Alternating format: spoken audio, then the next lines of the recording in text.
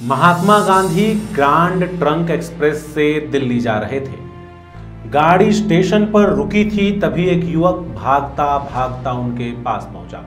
उस युवक के हाथ में एक किताब थी। किताब को लिखा था गोविंद कौंसुल ने। किताब का शीर्षक था Mahatma Gandhi, the great rock of India. उनके साथ बैठे उनके सेक्रेटरी महादेव देसाई ने जब ये किताब देखी तो इस युवक पर गुस्सा हो गए, उसे भगाने लगे। लेकिन महात्मा गांधी ने उस युवक को अपने पास बुलाया। उस युवक से पूछा कि तुम क्या चाहते हो।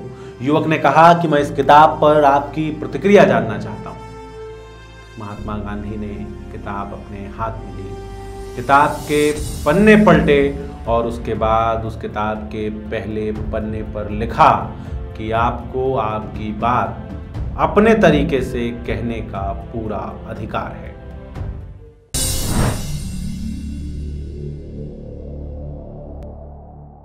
ओम जटाटवी जलज्जल प्रवाह पावित स्थले गले वलंब्य लंबितं भुजंग तुंग मालिका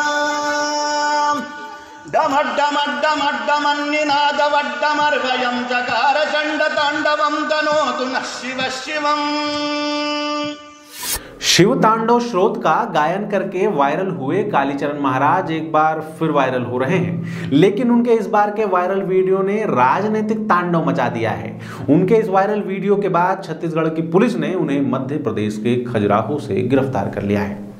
हम में से कोई भी कालीचरण महाराज के इस बयान का समर्थन नहीं कर रहा, लेकिन एक सवाल जरूर उठता है कि क्या कालीचरण महाराज को या भारत के किसी भी नागरिक को अपनी बात स्वतंत्रता से रखने का अधिकार है? क्या कालीचरण महाराज को अभिव्यक्ति की स्वतंत्रता है या ये स्वतंत्रता बस कुछ लोगों तक सीमित कर दी गई है? नमस्कार, मैं सौरभ कुमार, आप देख रहे हैं आयुध। रावण भाटा ग्राउंड में धर्म संसद आयोजित की गई थी। इस दौरान धर्म से जुड़ी बातें कही जा रही थी। मंच पे कई सारे संत महात्मा बैठे थे। इसी दौरान कालीचरण महाराज की भी बोलने की बारी आई। जब वो मंच पर बोलने के लिए आए तो बोलते बोलते भावावेश में, आवेग में उन्होंने महात्मा गांधी के विषय में बोलना शुरू कर दिया। उन्होंने इस दौरान जो बातें कही वो बातें बिप के साथ सुनानी पड़ रही हैं। आप भी सुनिए कालीचरण महाराज ने क्या कहा। हमारे सामने कब्जाया उन्होंने, राजनीति के द्वारा कब्जाया, और महाए वो मोहनदास करमचंद गांधी ने सत्यानाश पेल दिया। वो नाथुराम गोडसे जी को नमस्कार है, मार डाला वो वाली। देखो, ऑपरेशन करना बहुत जरूरी होता है, ये फोड़े फुंसियों का, नहीं तो ये कैंसर बन जाते हैं। उनके इस बयान के बाद सभागार में तो तालियां गूंजी, लेकिन मंच से उन्हें कोई समर्थन प्राप्त नहीं हुआ। महंत राम सुंदर दास महाराज इतने नाराज हो गए कि वो मंच छोड़कर चले गए। उनका ये वीडियो जैसे ही वायरल हुआ, जगह जगह से उनके विरोध में बयान आने लगे। सोशल मीडिया पर लोगों ने कालीचरण महाराज का विरोध करना शुरू कर दिया और उसके बाद प्रमोद दुबे ने थाना टिकारपारा में उनके खिलाफ अपराध क्रमांक 578/2021 में FIR दर्ज करवाई। इसमें उनके ऊपर धारा 505(2) और 294 के तहत मामला दर्ज किया गया। कालीचरण महाराज पे ये मामला छत्तीसगढ़ में दर्ज करवाया गया था, लेकिन कालीचरण महाराज मध्य प्रदेश के रहने वाले हैं। उनके ऊपर लगाई गई ये दोनों धाराएं जमानती धाराएं हैं, लेकिन उसके बावजूद भी आधी रात को छत्तीसगढ़ की पुलिस चोरों की तरह छुप कर आई और कालीचरण महाराज को खजुराहो से गिरफ्तार करके ले गई। उनकी गिरफ्तारी इस नाटकीय तरीके से की गई है जैसे पुलिस किसी संत को नहीं बल्कि किसी आतंकवादी को गिरफ्तार करने के लिए आई हो। उनकी इस गिरफ्तारी के बाद मध्य प्रदेश के गृह मंत्री नरोत्तम मिश्रा ने भी बयान दिया और कहा कि उनकी ये गिरफ्तारी संघीय ढांचे के खिलाफ है। हमें तरीके पर आपत्ति है छत्तीसगढ़ पुलिस के। यह इंटर स्टेट प्रोटोकॉल का उल्लंघन कांग्रेस की छत्तीसगढ़ सरकार को नहीं करना था। संघीय मर्यादाएं इसका बिल्कुल इजाजत नहीं देती हैं।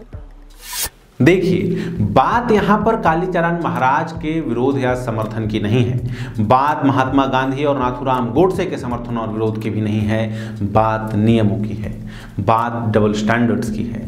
बात है कि कैसे एक तरफ भगवान राम के ऊपर अमर्यादित टिप्पणी करने वालों को, माता सीता को व्यभिचारी बताने वालों को कांग्रेस का समर्थन प्राप्त होता है।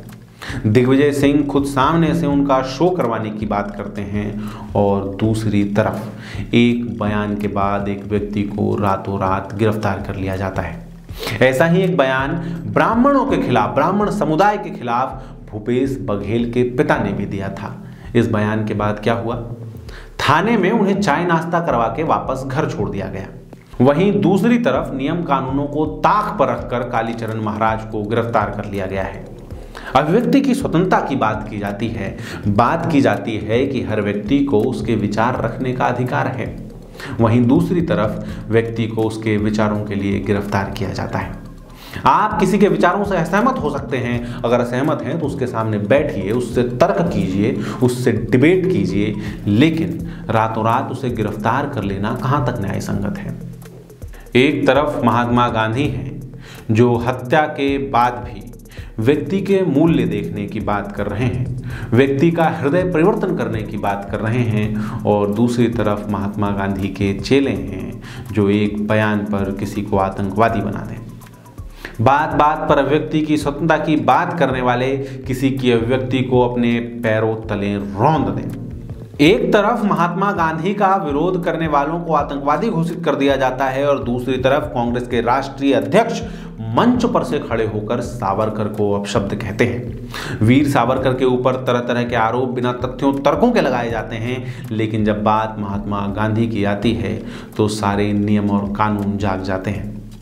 अगर महात्मा गांधी के विरोध में बयान देने वालों की गिरफ्तारी हो रही है तो वीर सावरकर के खिलाफ अपमानजनक बयान देने वालों की भी गिरफ्तारी होनी चाहिए, या फिर अभिव्यक्ति की स्वतंत्रता सिर्फ एक धड़े की जागीर होकर रह गई। हम आपसे किसी का समर्थन, किसी का विरोध करने की बात नहीं कर रहे, लेकिन हम आपसे एक सवाल जरूर पूछ रहे हैं कि क्या अभिव्यक्ति की स्वतंत्रता में भी डबल स्टैंडर्ड्स होंगे? क्या मौलिक अधिकारों पर भी किसी का पहरा होगा? क्या यहाँ पर भी राजनीतिक विचार देखे जाएंगे? आयुध से जुड़े रहने के लिए आप हमारे चैनल को सब्सक्राइब जरूर कीजिए, साथ ही आप हमें फेसबुक, ट्विटर, इंस्टाग्राम पर भी फॉलो कर सकते हैं। आपका बहुत बहुत धन्यवाद।